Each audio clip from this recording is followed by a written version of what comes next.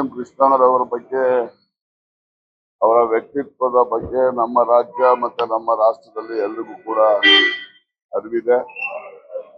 ಆಧುನಿಕ ಬೆಂಗಳೂರಿನ ನಿರ್ಮಾತೃ ಸನ್ಮಾನ್ಯ ಎಂ ಕೃಷ್ಣರು ಇವತ್ತು ರಾಷ್ಟ್ರದಲ್ಲಿ ಮತ್ತು ಅಂತಾರಾಷ್ಟ್ರದಲ್ಲಿ ಏನಾದರೂ ನಮಗೆ ಐಟಿ-ಬಿಟಿಯ ಖ್ಯಾತಿ ಇದೆ ಅಂತ ಹೇಳಿದ್ರೆ ಅದಕ್ಕೆ ಎಂ ಕೃಷ್ಣರವರು ಕಾರಣೀಭೂತರಾಗಿದ್ರು ಅಂತೇಳಿ ಅವರನ್ನ ನಾನು ಸ್ಮರಿಸ್ತೇವೆ.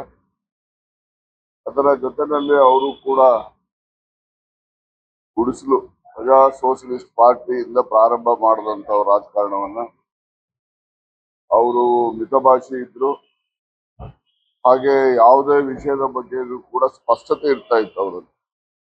ಯಾವತ್ತೂ ಕೂಡ ಅವರು ಗೊಂದಲಕ್ಕೆ ಈಡಾಗದೆ ಇರ್ತಕ್ಕಂಥ ಒಬ್ಬ ಅಪರೂಪದ ರಾಜಕಾರಣಿ ಅಂದ್ರೆ ಸನ್ಮಾನ್ಯ ಎಂ ಕೃಷ್ಣ ಅವರು. ನನಗೂ ಕೂಡ ಅವರ ಜೊತೆಯಲ್ಲಿ ಪ್ರಜಾ ಸೋಷಲಿಸ್ಟ್ ಪಾರ್ಟಿಯಿಂದ ಹಿಡಿದು ಇಲ್ಲಿಯವರೆಗೂ ಕೂಡ ಅವರ ಒಂದು ಒಡನಾಟ ಇದ್ದ ಹಿನ್ನೆಲೆಯಲ್ಲಿ ಅವರು ಯಾವಾಗಲೂ ಕೂಡ ಜನಪರವಾಗಿ ಮತ್ತು ರಾಜ್ಯದ ಹಿತದೃಷ್ಟಿಯಿಂದ ನಿರ್ಣಯಗಳನ್ನ ಅವರು ಮಾಡ್ತಾ ಇದ್ದದ್ದನ್ನು ನಾನು ಬಲ್ಲೆ.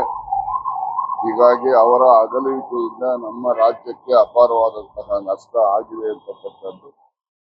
ಜೊತೆಯಲ್ಲಿ ಅವರ ಕುಟುಂಬಕ್ಕೆ, ಅವರ ಅಭಿಮಾನಿ ಎಲ್ರಿಗೂ ಕೂಡ ಅವರ ಅಗಲಿಕೆಯನ್ನ ಸಹಿಸ್ತಕ್ಕಂಥ ಶಕ್ತಿ ಭಗವಂತ ದಯಪಾಲಿಸಲಿ ಅಂತೇಳಿ ನಾನು ಹಾರೈಸಿ ಅವರಿಗೆ, ಕುಟುಂಬಕ್ಕೆ, ಅವರ ಆತ್ಮಕ್ಕೆ ಶಾಂತಿಯನ್ನ ಕೋರ್ತೇನೆ.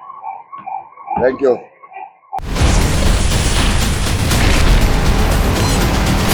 Ashwavega English News. Coming soon. Your channel, your voice, your trust.